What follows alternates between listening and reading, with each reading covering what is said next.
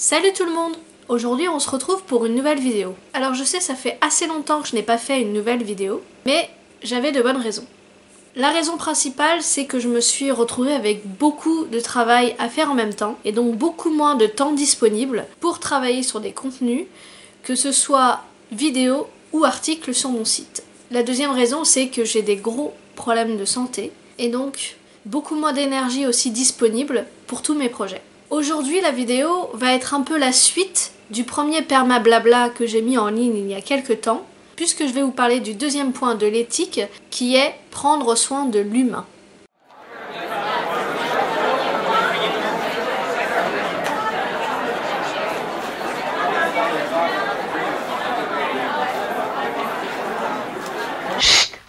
Alors justement, ce qui m'est arrivé ces derniers mois va rentrer en résonance avec le point de l'éthique qui est prendre soin de l'humain. Donc ces derniers mois, comme je vous le disais en début de cette vidéo, j'ai eu énormément de travail. Pour apporter un petit peu plus de précision, je travaillais sur 5 projets en permaculture en même temps. Donc c'est-à-dire que je faisais des designs pour des particuliers et particulières. Quand on fait de la conception, c'est un travail de longue haleine, puisqu'il y a déjà 1 an d'observation, vous allez sur le terrain pour noter un peu tout ce que vous voyez, à des saisons différentes, etc. Il y a énormément de travail de recherche, par la suite vient le travail de rédaction, de réalisation des plans, etc. C'est un travail vraiment colossal. En plus de ça, je fais également un travail de formation, d'ateliers pédagogiques, de chantier école, qui demande aussi de la préparation en amont, donc pour préparer la pédagogie, mais c'est aussi beaucoup d'investissements en dehors de ça, puisqu'il y a aussi toute la com, s'occuper des inscriptions, etc. Et puis bien évidemment, l'énergie qu'on va dépenser le jour J, le jour de cet atelier ou les jours de formation. Il y a aussi tout le reste, c'est-à-dire la vie en général, les activités en dehors et les obligations diverses et variées. Donc avec tout ça en même temps, je me suis retrouvée dans un état un peu proche du burn-out en fait. Et pour ne pas faciliter encore plus les choses, mes problèmes de santé se sont aggravés. Tout ça je vous raconte pas simplement pour raconter ma vie et me décharger de cette peine, hein, mais tout simplement parce que c'est un bon exemple pratique pour expliquer ce qu'est l'éthique prendre soin de l'humain. Prendre soin de l'humain, ça veut dire déjà dans un premier temps prendre soin de soi. Et on peut dire que cette dernière année et demie, je n'ai pas trop pris soin de moi, puisque je me suis surchargée d'activités, de travail, etc. Et donc je ne me suis pas écoutée. Après, il y en a peut-être qui ont la capacité de le faire, mais moi, en l'état, je n'ai pas du tout la capacité de mener autant de projets d'un coup. Donc je ne me suis pas écoutée, je me suis surchargée. Donc au début, ça allait à peu près, mais au fur et à mesure, on s'épuise, on a l'impression de passer à côté de plein de choses parce qu'on n'a pas le temps de faire tout ce qu'on aimerait faire. On a l'impression parfois, parce qu'on est dans le rush de restitution, de bâcler un peu les choses. Du coup, ça nous met dans un état un petit peu de mal-être et on ne sait pas écouter. Prendre soin de soi, ça veut dire plusieurs choses. Ça veut dire déjà essayer de connaître ses besoins, s'écouter. Écouter son corps, écouter son esprit. Quand on fait quelque chose, se demander si on a vraiment besoin de faire cette chose, si on en a vraiment l'envie, combien ça peut nous coûter en termes d'énergie, en termes d'éthique, en termes de temps. C'est en fait faire une espèce d'introspection. Donc c'est jamais très simple hein, de prendre soin de soi, parce qu'on est un petit peu dans une société où il faut faire vite, il faut faire bien.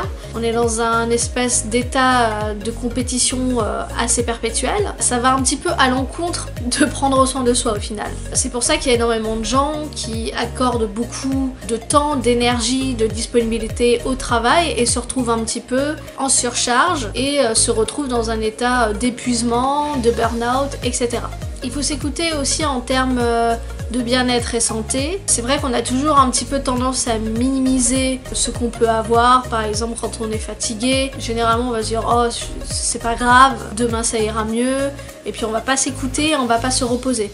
Et donc après on se trouve un petit peu en dette de sommeil, de repos. Et c'est là qu'arrivent d'autres problèmes aussi, puisque quand vous êtes en épuisement, eh bien, il y a beaucoup de choses aussi qui vont se dégrader par la suite. Donc il faut faire vraiment attention à bien s'écouter, à prendre du temps pour soi, à s'aménager du temps de repos nécessaire. Ça passe aussi par le fait de bien s'alimenter. Et je pense que ça, vous l'avez compris, et que les gens qui se mettent à la permaculture, souvent c'est pour faire du potager et donc bien s'alimenter. L'alimentation, c'est un peu notre premier médicament, et donc il est important pour aller bien et pour prendre soin de bien s'alimenter. Quand on a commencé à prendre soin de la terre, donc comme je vous l'expliquais dans la vidéo précédente sur l'éthique de la permaculture, on a déjà commencé à faire ce travail. Puisque si on cultive, ou du moins si on consomme mieux, eh bien on va consommer des aliments de meilleure qualité, donc qui vont nous faire du bien au niveau de la santé. En permaculture, il y a ce qu'on appelle des zones, et ça commence par la zone double zéro. La zone double zéro, c'est soi. Il y a une métaphore que j'aime bien qui me vient de Franck Natier qui dit « Il faut cultiver son jardin intérieur avant de cultiver son jardin extérieur ». Je pense vraiment que quand on ne va pas bien soi-même, ça peut avoir des répercussions sur notre environnement extérieur. Par exemple, quand on fait les choses avec une bonne intention, je pense qu'il peut y avoir que du positif. Tandis que si on fait les choses un peu vite, un peu mal, etc., il va toujours y avoir quelque part des répercussions négatives. D'ailleurs, à ce propos, peut-être je ferai une vidéo plus complète sur le sujet, mais il y a beaucoup d'études qui montrent que les plantes ressentent au niveau vibratoire un petit peu notre état émotionnel, du moins comment on va s'occuper d'elles.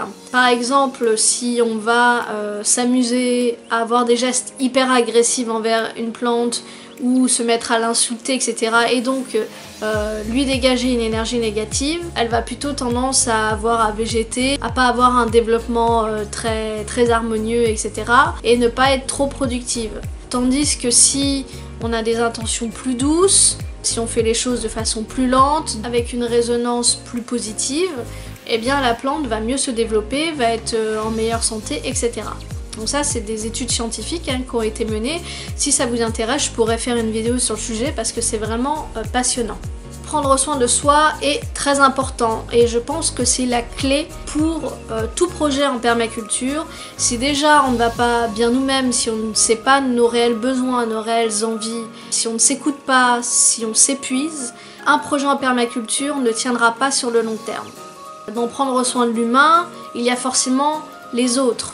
Et donc il est important aussi de prendre soin des autres. Les autres, ça peut être son entourage proche ou un rayonnement beaucoup plus grand. Donc il y a différentes façons de prendre soin des autres. Quand on va bien soi-même, on a tendance à être mieux avec les autres. Ça, c'est un peu une clé. C'est pour ça que je vous dis que généralement, il vaut mieux déjà commencer par soi. Ce n'est pas du tout de l'égoïsme, hein. C'est juste que quand nous, on va mieux, forcément, autour de soi, ça ira mieux. Que ce soit les autres, l'environnement, etc. Il y aura forcément une résonance positive. Tandis que si vous allez mal, forcément, vous allez avoir une façon de vous comporter, pas forcément verbale, mais même en termes de corps, ce que vous allez dégager envers les autres ne va pas forcément être positif et donc ça peut déclencher aussi une espèce d'agressivité. C'est-à-dire que la personne va se sentir agressée alors que simplement vous êtes juste mal et que vous ne comptez pas l'agresser, mais votre façon d'être va être agressive pour l'autre. Donc je pense que déjà, de toute manière, vous avez tout à gagner déjà de travailler sur vous et d'aller mieux vous-même. Il y a pas mal d'outils pour prendre soin des autres. Déjà dans la communication, parce que la communication c'est un peu une base de notre relation avec les autres, qu'elle soit verbale ou sur internet ou autre, ou simplement en termes d'échange non verbal aussi. Pour tout ce qui est communication verbale, vous avez pas mal d'outils. Vous avez par exemple la communication non violente, donc on appelle CNV, tout ce qui est communication positive, bienveillance, etc. Les multiples intelligences, l'intelligence émotionnelle, etc. Tout ce qui est activité collaborative, l'intelligence collective. Donc ça, c'est des outils que vous allez pouvoir trouver facilement dans des livres ou sur internet, etc. Ça peut être un bon premier pas pour apprendre comment bien gérer la communication avec les autres et le bien-être avec les autres. Je trouve que même si on est dans une ère de communication, surtout par internet, on est aussi dans une ère où on est de plus en plus individualiste et on a de plus en plus peur des autres. Essayez de réavoir un état un peu plus naturel et un petit peu moins dans la méfiance, dans la compétition ou dans la peur de l'autre. J'ai remarqué, et je pense que vous aussi, qu'on a tendance à être dans un premier temps, quand on ne connaît pas quelqu'un, dans la méfiance ou dans le jugement. On n'est pas du genre à se donner assez facilement aux autres. Alors je vous dis pas qu'il faut vous donner à n'importe qui, etc. Mais je pense que pour essayer d'être dans un meilleur rapport aux autres et donc dans un meilleur rapport avec soi-même, il est important d'essayer de gommer un petit peu nos préjugés, nos craintes par rapport aux autres qu'on nous a ancrés un petit peu depuis un moment maintenant, qui fait que l'autre est forcément un ennemi en fait. Ça passe aussi par de la tolérance et du respect. Sans être dans le rapport aux autres, être tolérant et bienveillant envers soi-même, c'est hyper important. Puisque généralement, on a tendance à être notre plus grand ennemi en fait. Je pense qu'il est très important d'être tolérant les uns envers les autres, puisque ça nous renforce, plutôt que de nous diviser. Il y a énormément de diversité dans ce monde. Vous n'allez pas pouvoir tout comprendre ou tout percevoir, bien évidemment. Il y a des choses peut-être pour lesquelles vous n'allez pas du tout adhérer, mais il est très important de respecter les valeurs des autres, même si ce ne sont pas les nôtres. Tout cela, ça vous met dans un rapport avec les autres beaucoup plus sain et beaucoup plus authentique. Par résonance, ça vous fera aussi vous sentir mieux vous-même. Ce qui peut aussi vous faire du bien, c'est de vous reconnecter à des choses simples, qui ne sont pas complexes, qui vous renvoient à des choses beaucoup plus naturelles. Donc voilà, c'était une petite vidéo, pas trop longue je l'espère.